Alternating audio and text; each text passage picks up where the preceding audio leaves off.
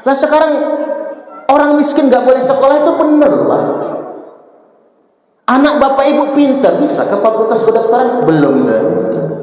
Anak bapak ibu pintar bisa masuk akpol pahit, bisa masuk akmil pahit. Zaman sekarang ini serba apa?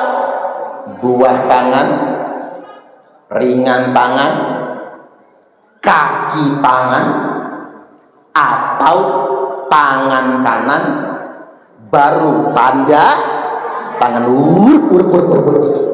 Kalau kita bukan kaki tangan, bukan pula tangan kanan, minimal kita ringan tangan. Nggak bisa ringan tangan, bawalah buah tangan, baru tanda tangan. Zaman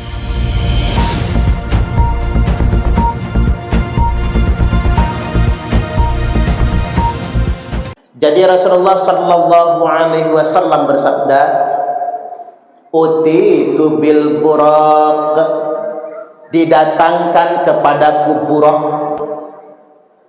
farakibtuhu hatta ataitu baital maqdis. Aku menunggangi buraq ini, kata Nabi, sehingganya aku tiba di Baitul Maqdis, Masjid Al-Aqsa di Palestina. Thumma dakhaltul masjida fa shallaitu fihi rak'atain. Lalu aku masuk masjid, salat 2 rakaat. Jadi kan kejawab nih, Isra wal Mi'raj itu bukan pertama kali perintah salat. Jangan salah redaksi kitanya. Nabi salat sejak awal sebelum Isra wal Mi'raj. Nabi Adam, Idris, Nuh, Hud, Salih, Ibrahim, Ismail, Ishak, Musa, Isa alaihi wassalam semua diperintah sholat. Persamaan sholat kita dengan nabi-nabi terdahulu kala apa? Ruku dan sujudnya. Yang lainnya barangkali berbeda, termasuk bacaannya. Tapi yang jelas ada rukunya dan ada sujudnya. Nabi masuk masjid sholat 2 rakaat. Cuman heran waktu masuk masjid sendirian, sholat pun sendirian. Begitu beliau salam kaget, Masjid Al-Aqsa itu penuh sama makmum. Ternyata makmumnya malaikat, penuh dengan makmum. Ini masjid kita ini kalau subuh penuh nggak? Penuh sama nyamuk ya. Makanya kalau kita bicara Isra wal Mi'raj, kan Isra itu minal masjid ilal masjid, minal masjidil harami ilal masjidil aqsa. Berarti kan prinsip pertama, hikmah pertama dari peringatan Isra wal Mi'raj adalah memakmurkan masjid. Insya Allah.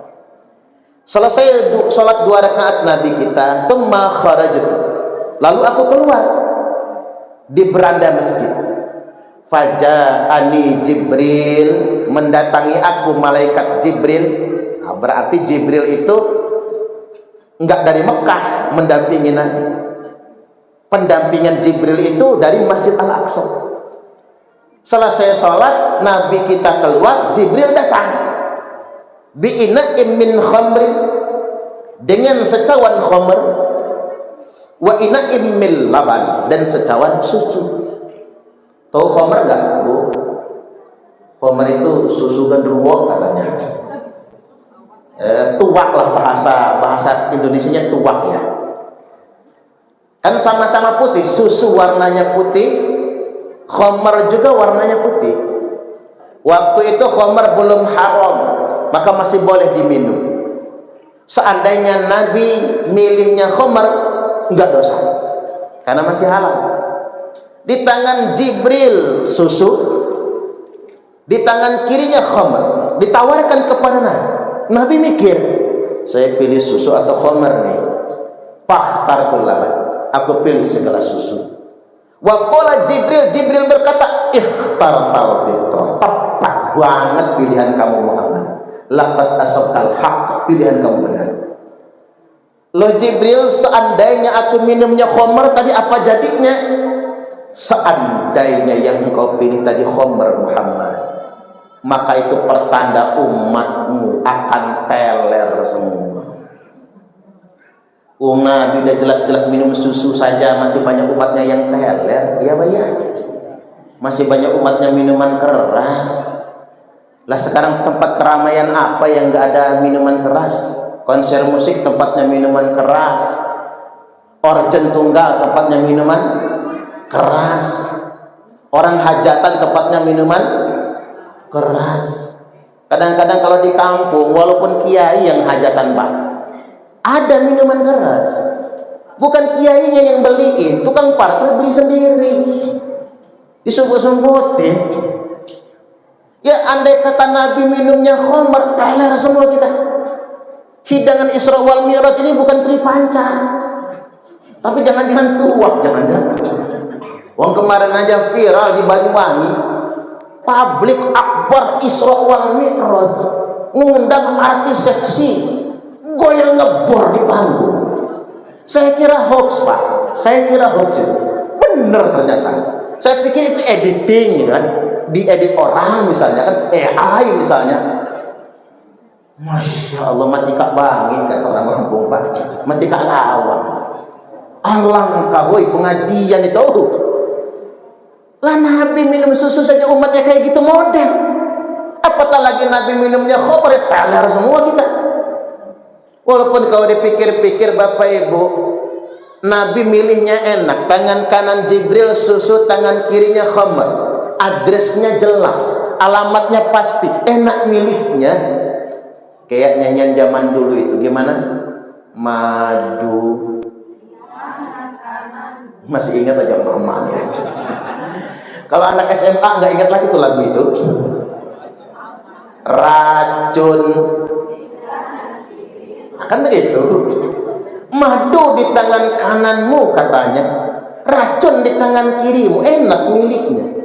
Milih yang tangan kanan madu, pilih yang tangan kiri racun. Kira-kira ibu-ibu kalau suruh milih di madu apa di racun? Nah, coba ini soal cerita yang harus dijawab. Jawabannya ini bukan multiple choice, bukan triple choice, tapi double choice. Cuman dua A, B, pilih yang mana ini? Yang tangan kanan susu, yang tangan kiri khamar. Pilih susu atau khamar? Susu dong. Yang tangan kanan madu, yang tangan kiri racun. Milih di madu apa di racun? Coba ulang sekali lagi biar jelas pertanyaannya. Yang tangan kanan susu, yang tangan kiri khamar. Milih susu atau khamar? Susu dong. Yang tangan kanan madu, yang tangan kiri racun. Milih madu apa diracun? Ada yang diracun orang milihnya. Mapas, mama. Ya itu pertanyaannya yang masalah kan. Artinya begini Bapak Ibu, selagi bisa milih enak, ada pilihan dalam hidup kita. Cuman saya mau himbau sama bapak-bapak ini, daripada bapak-bapak mikirin kawin lagi, mending bahagiakan saja istri sendiri. Setuju nggak Bu? Woi senang. Cocok banget ibu Pak. Ya iya dong.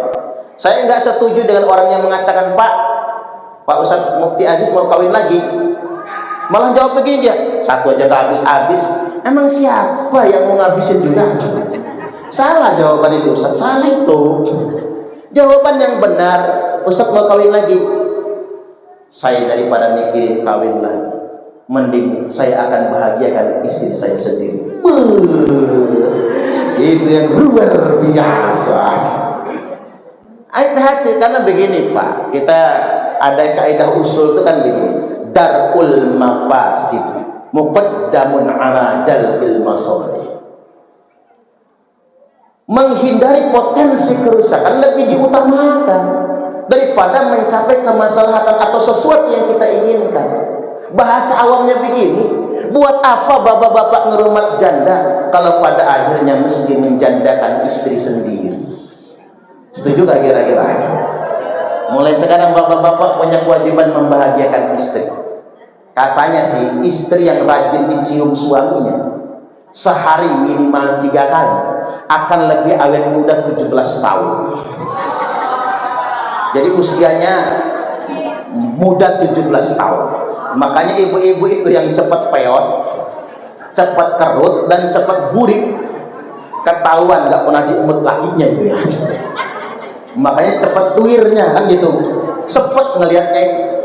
Dan katanya Bu, laki-laki yang rajin mencium istrinya relatif lebih panjang umur jika dibandingkan dengan laki-laki yang mencium istri tetangga. Iya iyalah, dibaca orang kita ngejago nih kok Pak, selesai. Setuju banget ya. Hadirin wal hadirat rahimakumullah, balik lagi bahwasanya selagi ada pilihan itu enak. Yang gak enak tuh begini Bapak Ibu, ketika kita nggak bisa milih. Karena apa? Alasan pertama talbis. Apa itu talbis? Kecampur. Susu kecampur khamr, kan nggak bisa milih kita. Madu kecampur racun. Wala talbisul haqqa bil batil. Jangan campur adukan yang hak sama yang batil. Kalau kecampur yang hak pasti kalah. Madu campur racun jadinya racun. Susu campur khamr jadinya khamr. Air campur bensin. Diminum manusia mabok, diminumkan ke tangki motor mogok. Enggak ada benarnya. Yang lebih bahaya itu Bapak Ibu bukan talbis. Yang nomor 2 apa? Talafi. Talafi ya. Talafi apa itu talafi? Kamuflase. Apa itu kamuflase? Kalau kata wong Palembang waluyo, wajah lugu ati buayo. Maaf kalau ada Pak Waluyo nggak sih? Maaf loh kalau ada waluyo, wajah lugu ati buayo. Kita tertipu dengan penampilannya malaikat, dalamnya belis taunya. Jubahnya jubah kenabian, dalamnya preman. Gayanya islami tapi tukang provokasi. Mereknya madu, dalamnya racun. Kelihatannya susu, dalamnya khamr. Tertipu dengan penampilan. Casingnya tampak glowing, aslinya burik. Apa kata orang di medsos itu? Dari mana datangnya cinta? Dari TikTok turun ke WA. Dari mana datangnya kecewa? Pas ketemuan mukanya beda. Di profil TikTok, WA, Instagram, Facebook glowing, mulus. Begitu ketemuan COD-an burik tahunya. Benar-benar mengecewakan. Jadi kita hanya kelihatan tampilan luarnya saja. Maka pada kesempatan kali ini kita mesti berhati-hati. Ini zaman-zaman kamuflase. Hari ini saya baca berita itu ada investasi syariah yang kemudian gara-gara investasi syariah itu banyak orang yang berinvestasi rugi sampai 2 triliun lebih Pak, jumlah kerugian. Artinya kadang-kadang sesuatu yang dibungkus dengan kata syariah itu belum benar-benar syariah. Yang tampaknya Islam itu belum benar-benar Islam. Ternyata itu cuman jualan. Itu cuman marketing Bapak Ibu. Bukan sejatinya sedemikian rupa. Makanya Nabi sallallahu alaihi wasallam mengingatkan, abghadul ibad ilallah, hamba Allah yang paling dibenci, hamba Allah yang paling dimurkai, man kana thawbuhu khairan min amali, orang yang pakaiannya lebih istimewa daripada kelakuannya. Antakuna thiyabuhu thiyabal anbiya wa amaluhu amalal jabbarin, di mana jubahnya jubah kenabian tapi kelakuannya kelakuan preman. Kalau dulu preman bertato serem, zaman sekarang preman pakai jubah Pak, pakai gamis, pakai imamah. Preman zaman sekarang kan berjubah, pakai gamis, pakai imamah, teriak-teriak syariat, tapi kelakuan preman, tidak mencerminkan akhlak Islam.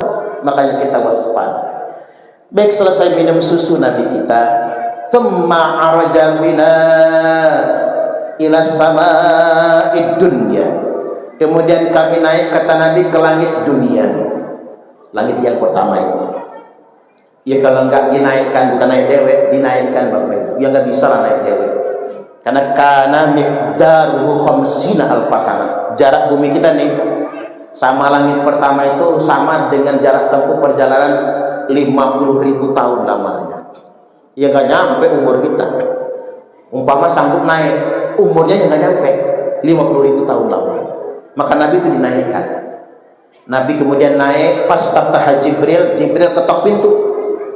Fafutihalana, dibukakan pintu langit yang pertama. Faida ana bi Adam alaihi salam farhaba bi wa da'ali bi khair. Di langit pertama itulah Nabi kita dijemput Nabi Adam, dipeluk, didoakan yang baik-baik. Sebelah kanan Nabi Adam banyak bayangan, sebelah kiri banyak bayangan. Man haula ya Jibril. Mereka siapa ya Jibril? Yang sebelah kanan Muhammad, arwah, roh-roh anak cucu Adam yang bakal masuk surga. Semoga kita termasuk di antaranya. Amin. Yang sebelah kiri Jibril, arwah, roh-roh anak cucu Adam yang bakal masuk neraka. Makanya penting sebagai ibrah bagi kita semua. Nabi lihat ke surga, ngintip ke neraka. Ngintipnya dari jauh, jarak jauh kan. Begitu Nabi lihat ke surga, at-tala'tu fil jannati fara'aitu aktsara ahlihal fuqara. Aku kunjung ke surga, kata Nabi, aku lihat di surga kebanyakan penghuninya orang fakir. Di surga itu kebanyakan penghuninya orang miskin. Makanya yang miskin-miskin duluan masuk surga. Yang penting sholat, kalau nggak sholat bablasnya ke neraka. Orang miskin. Tapi ngomong-ngomong miskin begini Bapak Ibu, Nabi itu punya doa yang saya sendiri nggak mau, tidak sanggup mengamalkan. Allahumma ahyini miskinan wa amitni miskinan wahsyurni fi zumratil masakin yaumal qiyamah.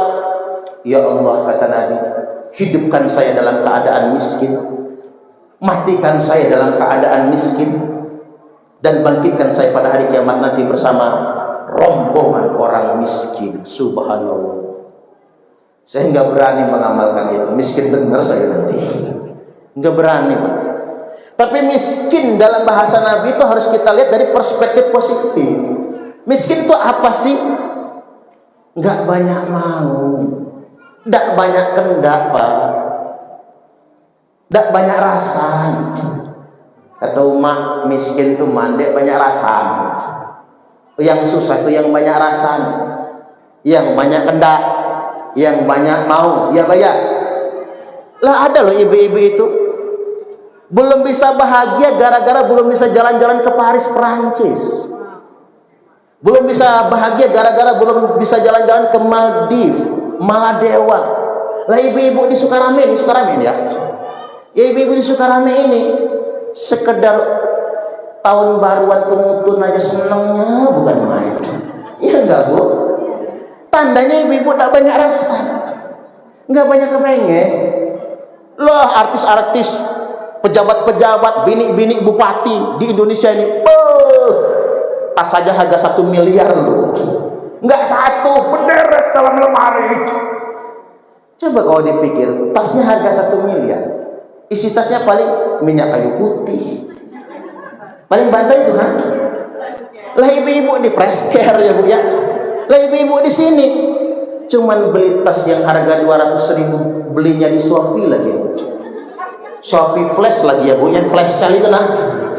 Di bandrol 500 dihargai 200. Senengnya. Kebeli tas harga 200.000 aja dibawa kondangan begini. Ditunjuk-tunjukin ke orang. Artinya sedemikian rupa kan? Maka kata miskin itu tenang artinya. Karena nggak punya ambisi, nggak banyak kendak, nggak banyak mau terkait dengan urusan dunia. Kita berkompetisi terkait dengan amal soleh, karya nyata, keilmuan. Kan kalau keilmuan harus kompetisi. Orang belajar nggak kompetitif, goblok. Nggak boleh begitu. Harus kompetitif.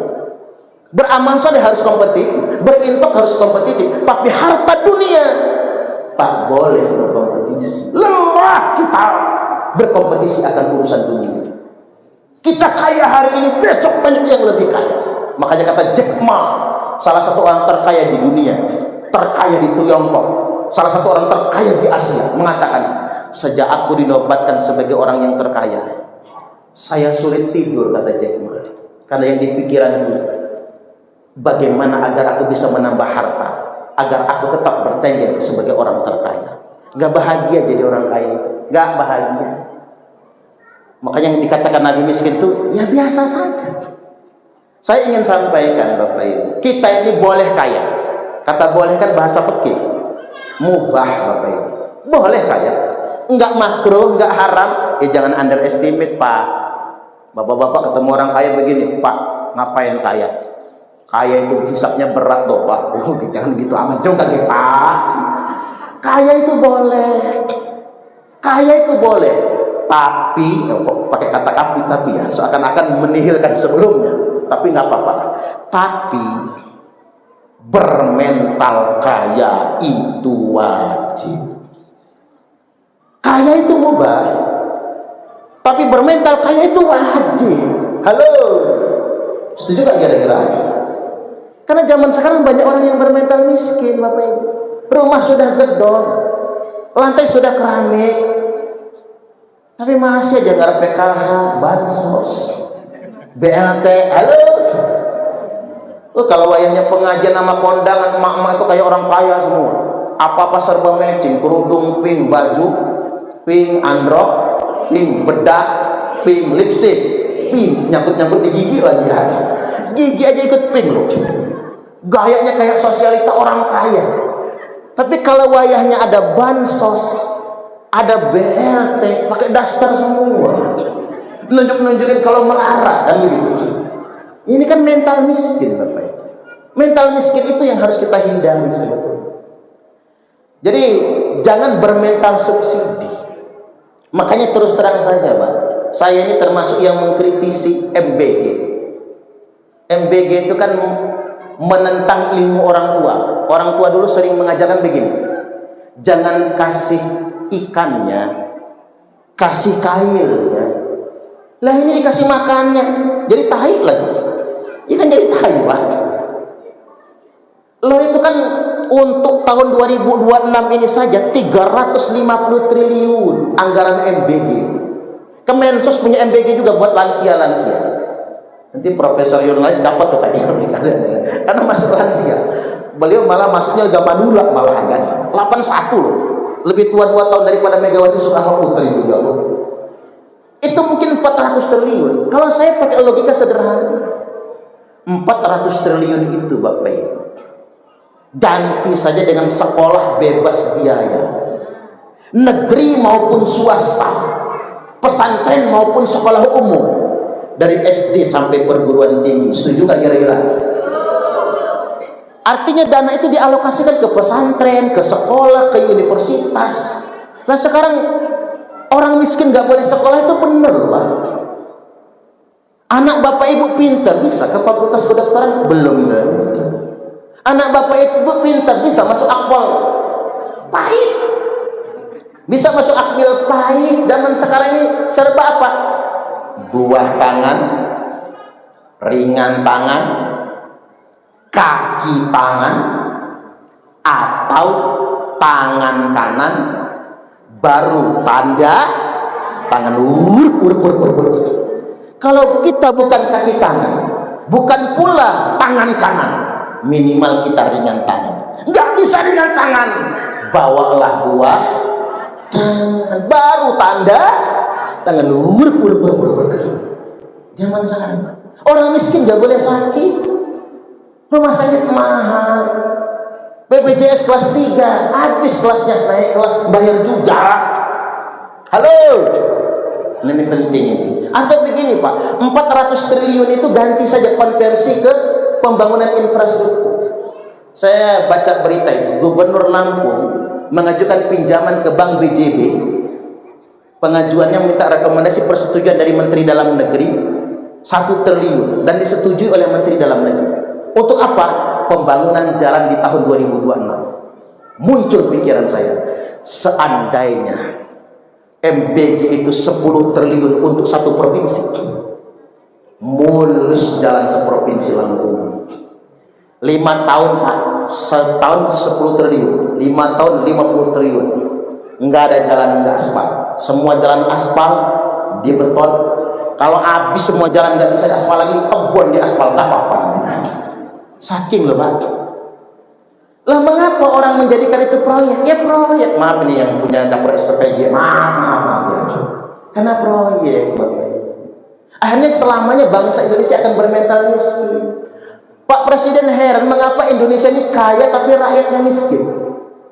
Indonesia itu kaya, negeri yang gemah, ripah, loh, jinawi, toto tentrem, kertor raharjo, murah sandang, murah pangan, bukan lautan, hanya kolam susu, jaring dan jala cukup menghidupimu. Tiada badai, tiada topan kau temui, ikan dan udang menghampiri dirimu. Orang bilang tanah kita tanah surga, tongkat kayu dan batu jadi tanaman. Saking makmurnya Pak, tongkat kayu dan batu jadi tanaman. Sekarang nggak bisa, hutan jadi kebun sawit semua soalnya. Akhirnya banjirlah Sumatera Pak. Luar biasa Bapak Ibu. Halo? Penting kesadaran buat kita semua. Korupsi merajalela. Kalau kata cendekiawan asal Palestina, al-watanu lil agniya wal wataniyatu lil fuqara. Tanah air itu untuk konglomerat, sedangkan cinta tanah air untuk rakyat yang melarat. Ini kalimatnya kok pas banget ya. Tanah air itu untuk konglomerat, kongsi dengan pejabat yang jahat, sedangkan cinta tanah air untuk rakyat yang melarat. Kalaupun nggak mau jadi infrastruktur 400 triliun itu kirim saja ke rekening ibu-ibu ini. Satu siswa 300.000 sebulan. Kalau ibu-ibu punya anak 4 tuh sekolah semua, 1.200.000 cair ibu-ibu.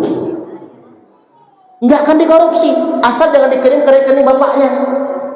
Kalau di rekening bapaknya jadi udut dia Bu, nggak jadi MBG-nya. Coba. Kita tuh kalau berpikirnya buat rakyat begitu, tapi kalau berpikirnya proyek, ya inilah jadinya Pak. Kapan kita bisa maju? Kita harus bangun mental yang kuat, jangan bermental miskin, jangan bermental subsidi. Yang kaya juga nggak usah flexing, nggak usah pamer dia. Apa kata orang? Jangan pamer kesenangan di tengah-tengah orang susah. Jangan pamer kekayaan di tengah-tengah orang miskin. Jangan pamer perut kenyang di dekat orang yang lapar. Jangan pamer nikmatnya sehat di dekat orang yang sakit. Jangan pamer makan sate kambing dekat orang yang stroke. Jangan pamer kemesraan di dekat orang yang jomblo. Jones dia jomblo menes. Kan begitu. Wa talaqtu fin nari faraitu aktsara ahlihan nisa. Kemudian aku kunjung ke neraka, aku ngintip neraka kata Nabi. Ternyata di neraka itu kebanyakan penghuninya perempuan. Tapi jangan underestimate Pak dengan perempuan. Ini mah bukan perempuan di Bandar Lampung. Ini mah perempuan di Prancis maksudnya itu. Di Eropa bukan di kita. Cuman begini ibu-ibu, mau surga apa neraka sih Bu? Minta surga apa neraka? Surga dong. Ida shallatil mar'atu khamsaha. Perempuan itu gampang.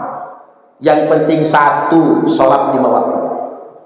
Wa shamat syahraha, 2, puasa Ramadan full. Wa hafizat farjaha, tutup auratnya, jaga kemaluan. Wa ata'at ba'laha atau wa ata'at zaujaha, taat suaminya. Silakan masuk surga dari pintu mana saja yang dia sukai. Saya mau nanya ibu-ibu, mewakili malaikat dulu sebentar Bu. Ibu-ibu sudah sholat? Sudah. Ramadan puasa? Puasa. Ingat utang jangan lupa bayar ya. Auratnya ditutup? Tutup. Sama suami taat? Masuk surga. Dari pintu surga mana saja yang dia sukai. Not catatan buat ibu-ibu, perempuan paling gampang masuk neraka, paling gampang masuk surga. Kalau pengen masuk surga Bu, taat suami. Kalau pengen masuk neraka, ngelawan sama suami. Suami lagi tidur Bu, sepak palanya. Gratis masuk nerakanya. Kan gampang bagi perempuan. Kemudian yang berikutnya kalau pengen masuk surga Bu, nerimo sama suami. Kalau dikasih suami uang belanja 30 juta sebulan nerimo. Ya iyalah kalau segitu mah. Ya bapak-bapak juga jangan pelit ya Pak sama istri. Sekali-kali panggil mama, sini dulu mama, ada apa papa? Rogoh kantong kanan Pak, banting duit 15 juta. Jerger, ini uang apa papa? Ini uang belanja mama, buat beli beras, token listrik, ongkos anak sekolah, cicilan kulkas, cicilan motor, cicilan tupperware, cicilan seragam pengajian. Cukup mama? Yang malah bersisa papa. Ya kalau sisa simpen sama mama. Alhamdulillah, senang kalau suami dermawan. Istri ngekep duit 15 juta mau masuk kamar, nanti dulu mama, masih kurang. Rogoh kantong kiri Pak, banting lagi 15 juta. Jerger, ini apa lagi papa? Ini bonus untuk mama. Berangkat ke pasar mama, jangan pulang kalau nggak habis. 15 juta uang belanja, 15 juta bonusnya, 30 juta. Mau nggak Bu? Mimpi. Ya iyalah Pak, ibu-ibu ini tahu lah kalau suaminya cuma pegawai negeri masa segitu. Kan suami pengusaha, minimal usaha percetakan bisa kasih segitu ya. Nah kalau suaminya pegawai kerja serabutan nggak mungkin segitu. Tapi ibu-ibu ini Pak, dimanapun perempuan paling benci sama laki-laki yang pelit, ngasihnya cuman dikit, itu pun diungkit. Ada zaman sekarang Bu? Yang mana orangnya? Kalau di sini lagi ya. Kalau. Oke lanjut Bapak Ibu. Tsumma araja bina ila sama'it tsaniyah. Naik Nabi ke langit yang kedua. Fafutiha lana, dibukakan pintu. Fa idza ana bi Isa wa Yahya alaihi wassalam farhaba wa da'wa li bi khair. Di langit kedua tuh Isa dan Yahya. Nabi Isa dan Yahya alaihi wassalam ini Bapak Ibu sama-sama korban kejahatan Israel. Dan kalau nyebut Yahudi kurang akrab Pak, Israel gitu aja lah ya. Kejahatan Yahudi. Dua nabi ini dibunuh sama Yahudi. Jadi jangan heran Pak kalau kita nonton kekerasan Palestina, bayi aja digituin, orang dibantai Bapak Ibu. Lah jangankan kita yang orang biasa, Nabi aja disiksa. Nabi Isa disiksa, Nabi Yahya disiksa, dibunuh.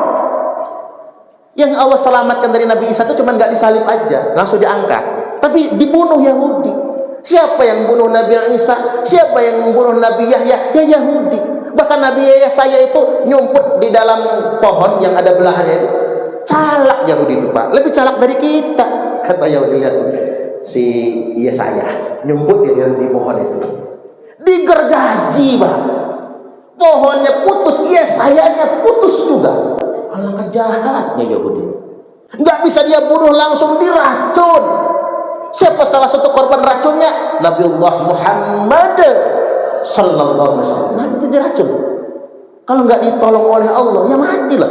Sahabat mati seketika makan racun dalam daging itu Bapak Ibu. Itu Yahudi. Apatah lagi cuman Palestina. Cuman saya ini ingin ngajak Bapak Ibu berpikir itu proporsional. Jangan jadi radikal gara-gara ini. Proporsional itu begini. Wa qadaina ila bani Israila fil kitab la tufsiduna fil ardi marratain. Sudah kami takdirkan Bapak Ibu. Kodok ini loh. Kodokmu bro, nggak bisa diubah oleh kita. Nggak bisa diubah dengan ikhtiar Pak. Ini kodok sudah. Sudah kami takdirkan. Kodok ketetapan Allah. Fil kitab, tertulis fil lauhil mahfuz, bagi Bani Israel, la tufsiduna fil ardi marratain. Mereka akan berbuat kerusakan 2 kali di muka bumi, dan mereka akan berkuasa, dan mereka tak terkalahkan. Dari kerusakan pertama mereka akan dihukum. Ingat 2 kali ya Pak. Pertama mereka berbuat kerusakan, mereka dihukum. Apa hukumannya? Terusir dari negeri mereka, tersebar ke seluruh penjuru dunia. Maka turun firman Allah terkait dengan ini, duribat alaihim dillatun aynama tuqifu illa bihablim minallah wa hablim minan nas. Hablumillah wa hablum minan nas itu Pak, untuk Yahudi itu. Mereka terhinakan dimanapun mereka berada, hukuman atas kejahatan mereka. Tapi setelah mereka terusir, dibantai oleh Hitler, sampai 35 juta bangsa Yahudi dibantai. Mereka Allah takdirkan untuk berkuasa kembali, berjaya lagi. Wala ta'alunna 'uluwan kabira. Mereka akan menyombongkan diri dengan kesombongan yang besar, karena tak terkalahkan. Buktinya apa? Donald Trump, hebatnya presiden negara orang aja diculik Pak sama dia. Venezuela itu Nicolas Maduro, orang Madura lah gitu katanya Pak ya. Maduro itu ditangkap Pak. Mohon maaf, PBB aja pepelomohan Bapak Ibu. Lah Trump itu Bapak Ibu sudah ngutak-ngutik Papua loh Pak. Apa kata Trump? Integrasi Papua terhadap Indonesia harus ditinjau ulang. Ketar-ketir Pak Prabowo langsung nemuin Trump sekarang. Ikut lembaga komite perdamaian Trump itu yang di luar PBB. PBB itu udah gak punya nyali sekarang Pak. Saking hebatnya Amerika dan Israel itu. Mereka punya pesawat siluman F-35 tak terdeteksi oleh radar. Dihancurin Iran, dihancurin Palestina Pak. Hebat itu Amerika itu. Lah kita Bapak Ibu masih pakai ajian. Kapan majunya kita nih Pak? Kapan majunya? Lah kalau santet itu bisa manfaatnya jauh Bapak Ibu. Yang kita santet itu Donald Trump sama Benjamin Netanyahu aja Pak. Buktinya nggak bisa kan? Lah kita nggak bisa maju-maju soalnya Bapak Ibu masih berkutat pada santet, pelet, ngepek, santet, pelet, ngepek, santet, pelet, ngepek. Apa aja Indonesia mah payah. Orang mau udah modern, udah kemana-mana, kita masih berkutat begitu. Gimana negara kita mau maju? Korupsi merajalela. Negara Islam tapi korupsinya ranking 1. Kan malu-maluin kita ini Bapak Ibu, malu-maluin. Nggak bisa ngebangun, karena apa? Habis. Pertamina rugi, Antam tuh rugi, PT Timah rugi, Garuda rugi, rugi semua. Mengapa? Rugi itu bukan karena tidak berimbangnya cash flow. Rugi itu bukan karena jualan gak laku. Rugi karena apa? Politik, duitnya kemana-mana. Untuk partai A, partai B, partai C, menteri A, menteri B, menteri C, habis semuanya Bapak Ibu. Indonesia memang susah maju. Nah kembali ke Israel. Israel nggak akan terkalahkan. Walaupun 21 negara Arab bersatu nyerang Israel, 21 negara Arabnya yang kalah. Percaya? Arab Saudi bukan pengecut Pak, karena pasti kalah.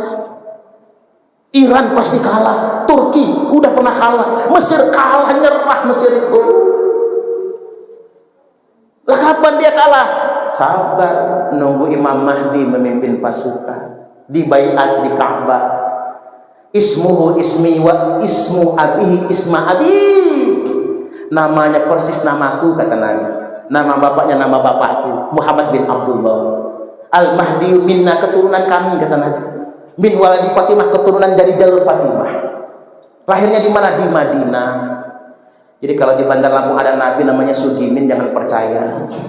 Namanya pasti Muhammad Pak. Imam Mahdi itu di Madinah, dibaiatnya di Ka'bah, mimpin pasukan perang sama Israel.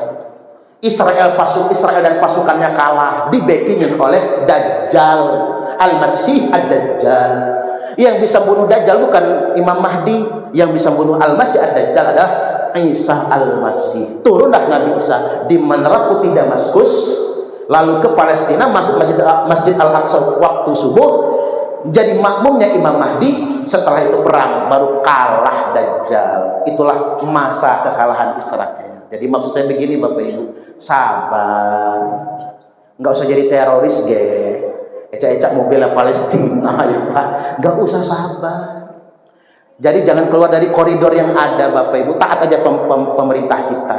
Kita ini acungin jempol. Presiden Soekarno, Presiden Soeharto, Presiden B.J. Habibie, Presiden Abdurrahman Wahid, Presiden Megawati Soekarno Putri, Presiden Susilo Bambang Yudhoyono, Presiden Joko Widodo, Presiden Prabowo Subianto konsisten mendukung kemerdekaan Palestina. Kita bangga sebagai warga bangsa Indonesia. Dan kita bikin sekolah di jalur Gaza, bikin rumah sakit gratis untuk rakyat Palestina. hanya sebatas itu dulu yang bisa kita lakukan. Lanjut lagi. Tsumma araja bina ila sama'i tsalitsah, naik ke langit yang ketiga. Nabi kita ketemu dengan Nabi Yusuf alaihi salam, gantengnya, diberi separuh ketampanan, semua ketampanan yang di muka bumi ini. Nabi Yusuf itu budak sahaya, gara-gara bisa menahan hawa nafsu, dia jadi raja bisa jatuh tumbang menjadi hina gara-gara mengikuti hawa nafsu. Pelajaran buat Gen Z, adik-adik Gen Z, mahasiswa, mahasiswi, Rismawan, Rismawati, anak-anak SMA, kalau contoh Nabi Yusuf, beliau naik mi'raj kepada puncak karir sampai menjadi raja karena mampu mengendalikan hawa nafsu. Makanya kalau kita belajar yang namanya santri, siswa, mahasiswa, mahasiswi itu harus menjomblo. Halo, harus menjomblo. Karena begini, yang bagi talibil ilmi ayyakuna azban ma amkana. Sebisa mungkin yang namanya santri, pelajar, mahasiswa, mahasiswi harus ngejomblo biar sukses. Kalau nggak ngejomblo, pacaran. Apalagi pacaran zaman sekarang, cowok banyak modusnya. Ini buat yang remaja-remaja dulu. Ada 3 macam modus cowok. 1 modus mukhafafah, 2 modus mutawassithah, 3 modus mughalladzah. Itu modus apa najis kira-kira ya? Kok mirip modus sama najis itu Bapak Ibu? Memang mirip itu.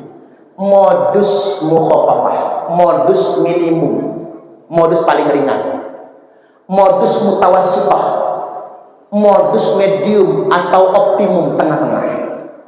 Modus mughalladzah, modus maksimum, paling tinggi. Contohnya apa? Modus mukhafafah, modus paling ringan. Ngecek ceweknya pagi, siang, sore. Ayang, udah sarapan belum? Soker. Siang-siang udah WA lagi, sayang makan gak? Nanti masuk angin. Emahnya kumat. Sore-sore ngechat lagi, ayang udah mandi belum? Belum. Mandi gak? Mager gua temenin ya, enak aja. Itu modus mukhafafah, soker. Naik setelah modus mukhafafah jadi modus mutawassithah, modus medium, tengah-tengah. Chattingnya jam 2 malam. Ayang tahajud yuk. Drodok si cewek. Hebat pacar gua, jam segini tahajud. Padahal bukan tahajud, dia lagi nongkrong sama kawan-kawannya, lagi mabar taunya. Boro-boro tahajud, subuh aja ke salat. Begitu selesai modus medium, modus mutawassithah, jadi modus mughalladzah. Kita sekarang sudah kelas 12. Kita ntar lagi perpisahan. Saya kuliah ke Jogja, kamu terimanya di Papua, jauh amat. Ayang, yuk kita bikin komitmen yuk. Komitmen apa? Tanda cinta ayang. Pret. Ini kata orang itu, habis manis sepah dibuang, jangan mau dilalu Jawa. Jangan pernah. Habis manis sepah dibuang, itulah nilai Anda, harga Anda. Cewek itu makin mahal, makin terjaga. Jangan jual mahal pula, maksudnya jaga diri. Karena orang zaman sekarang punya tagline, aku lihat, aku dekat, aku pikat, aku dapat, aku sikat, aku minggat, bangsa. Ini tagline orang sekarang. Habis manis sepah dibuang, jangan sampai sedemikian rupa. Jadi sebisa mungkin ngejomblo pokoknya. Ya pasti ada jodohnya kok. Sebisa mungkin ngejomblo. Karena mengapa yang begitu jadi baperan? Santri-santri saya di pondok Pak, yang udah pacaran itu, baperannya susah, ngapalnya susah Bapak Ibu. Tapi yang belum pacaran ngapalnya cepet. Santri itu saya makanya kesel, tak pisah pondok putra sama putri itu. Putri di Margo Lestari, putra di Pajarbaru. Kalau nggak dipisah nggak bisa tidur kita, Pak. Kita lagi tidur ngorok, dia sudah di lantai 3 pacaran. Allahu Akbar. Takut viral saya ingat, Pak. Ya namanya hormon, kan namanya hormon, Bapak Ibu. Jadi wajar anak SMP SMA itu hormonnya lagi berkembang. Tapi kita juga harus hati-hati. Baik, kita lanjutkan dikit lagi. Naik ke langit ke-4, ke-5, ke-6, ke-7. Di langit ke-7 ketemu dengan Nabi Ibrahim alaihi salam, sedang menyandarkan bahunya ke Baitul Ma'mur. Setelah itu thumma dhahaba bi ila sidratil muntaha. Nabi dibawa ke sidratul muntaha, naik oleh bersama Jibril. Jadi dari langit ke-7 naik lagi tuh ke sidratul muntaha. Sampai sidratul muntaha kata Jibril, Muhammad, saya berhenti sampai sini. Loh, kamu gak bareng aku Jibril? Gak bisa Muhammad, kamu naik sendirian. Lah aku gak bisa naik, kamu nginjek aja ke situ, nanti kamu ditarik sendiri ke atas. Waduh, Jibril kawanin. Apa kata Nabi, kata Jibril, innaka akrama 'ala Allah minni, engkau lebih dimuliakan Allah daripada saya. Kamu boleh naik ke sana, saya nggak boleh. Jadi Nabi itu, Pak, menerima perintah sholat 5 waktu, nggak ada satupun malaikat yang pernah ke sana. Jangankan malaikat-malaikat prajurit, lah ini jenderal malaikat Jibril itu, si jenderal aja nggak boleh ke sana. Nggak ada satupun malaikat pernah ke sana. Maka makhluk paling mulia itu adalah Nabiullah Muhammad sallallahu alaihi wasallam, di atas semua kemuliaan para malaikat. Naik Nabi, ditarik ke atas. Nah, duduk iftiras begini.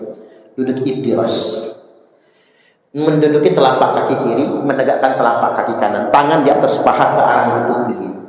Nabi mengucapkan at-tahiyyatul mubarakatus sholawatut thayyibatu lillah.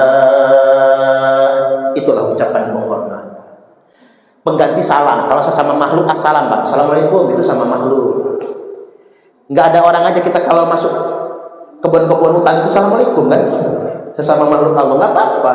Sama jin kita salam. Cuman gak enak itu kalau kita salam dia ngejawab gitu kan. Jawabannya kedengeran. Serem juga tuh ya. Serem juga tuh.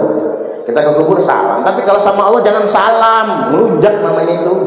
At-tahiyat, penghormatan. Penghormatan Nabi dijawab oleh Allah. Assalamualaikum ayyuhan nabi wa rahmatullahi wa barakatuh.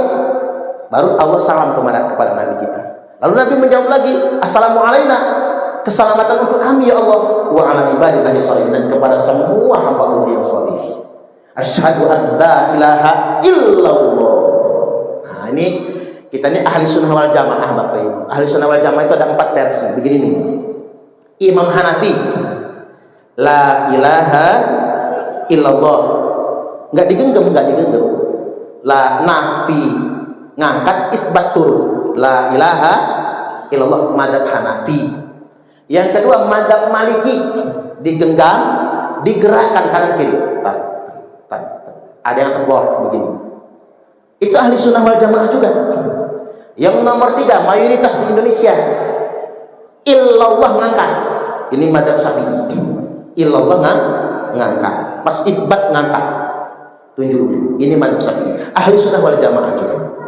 Yang nomor 4 Imam Hambali, dari at-tahiyat udah ngangkat, tuing dari at-tahiyat. Nah, di Indonesia ini Muhammadiyah. Jadi warga Muhammadiyah itu dari at-tahiyat udah ngangkat. Nah, 4-4-nya ahli sunnah wal jamaah. Jangan berantem gara-gara tunjuk kita itu ya. Jangan berantem gara-gara tunjuk. Itulah perbedaan pendapat. Jadi kadang kita yang nggak siap berbeda itu kita, Pak. Orang awam. Kalau ulama mau udah biasa berbeda itu. Jadi ambil pendapat menurut guru kita masing-masing. Fa'auhallahu ta'ala alayya khamsina sholah. Kemudian Allah wahyukan kepada saya, kata Nabi, 50 sholat. Ditawar-tawar tinggal 5 waktu sholat. Ya Muhammad, wahai Muhammad, ibratu ala ummatika khamsa sholawatin. Aku wajibkan kepada umatmu 5 waktu sholat. Wa ahidtu anni ahdan, aku buat perjanjian di sisiku. Ahdan, memorandum of understanding, MOU. Bunyinya apa? Annah man hafadha alaihinna liwaqtihinna adkhultul jannah. Yang jaga sholat 5 waktu pada waktu-waktunya, kumasukkan dia ke dalam surga. Wa man lam yuhaffidz 'alaihinna liwaqtihinna, tapi yang malas-malasan waktu-waktu sholat diabaikan, tidak ada janji di sisiku. Fala ahda lahu inda, MOI tak berlaku. Sholat zuhur mepet asar, asarnya gugur maghrib, maghribnya mentok isya, isyanya ketiduran, subuhnya kesiangan. Ada bapak-bapak niat subuhnya begini, usolli fardhu subhi rakaatain mustaqbilal qiblat di kodokan lillahi ta'ala. Lo kodokan 4 jam 8 sholat subuhnya. Walaupun secara fikih benar itu Pak. Bapak-bapak sholat subuh jam 8 niatnya kodokan. Karena bangun kesiangan, karena udzur syar'i tidur ya, bukan malas. Enggak dosa sholatnya diterima. Udzur syar'i. Beda kalau malas, dosa, tapi tetap harus dikodok sholatnya. 4 madzhab tanpa perbedaan, 4 madzhab sekali lagi tanpa khilaf. Wajib mengkodok sholat yang tertinggal karena lalai. Wajib. Bangun jam 8, padahal subuh udah bangun, wajib dikodok, walaupun sudah dosa. Tapi ingat, sholat subuh jam 4, belum waktunya subuh Bapak Ibu, enggak sah sholat. Masih sah di luar waktunya. Nah ini ngaji pakai lain urusannya ya. Nah bapak-bapak pakai kodokan, ibu-ibu lain lagi. Usolli fardhu subhi rakaatain mustaqbilal qiblati, kesiangan lillahi ta'ala. Apa kesiangan itu niatnya? Jam 10 sholat subuhnya. Kalau bapaknya pakai kodokan, emaknya pakai istilah kesiangan, lah anaknya usolli fardhu subhi wal zuhri wal asri wal maghribi wal isya'i. Keroyokan, oplosan lillahi ta'ala. Nyoplosan anaknya Pak, hancur sholat. Ada lagi yang lebih hebring Bu, subuh maraton, zuhur ke salon, asar main badminton, maghrib mainin handphone, isya nonton sinetron, mati kena smackdownnya malaikat Israel. Baik, yang terakhir, minimal kita jaga sholat. Kan gak berat Bapak Ibu. Sholat zuhur wayahnya istirahat, sholat asar wayahnya selesai kerjaan. Maghrib memang kita sudah sampai rumah kalau dari luar. Isya kita memulai istirahat. Subuh memang wayahnya bangun. Dan kita jaga sholat kita, memakmurkan masjid, 5 waktu di masjid. Insya Allah. Baik, itu saja apa yang saya sampaikan malam hari ini. Ambil hikmahnya, ambil baiknya, yang kurang baik abaikan saja. Karena kebenaran datangnya dari Allah. Tak semua penceramah itu pasti benar. Namanya penceramah Bapak Ibu. Jadi, tapi selama itu telur, walaupun dari buntut ayam ambil. Tapi walaupun kuning, keluarnya dari buntut Syahrini, jangan. Itu bukan emas soalnya Pak. Syahrini tetap manusia biasa.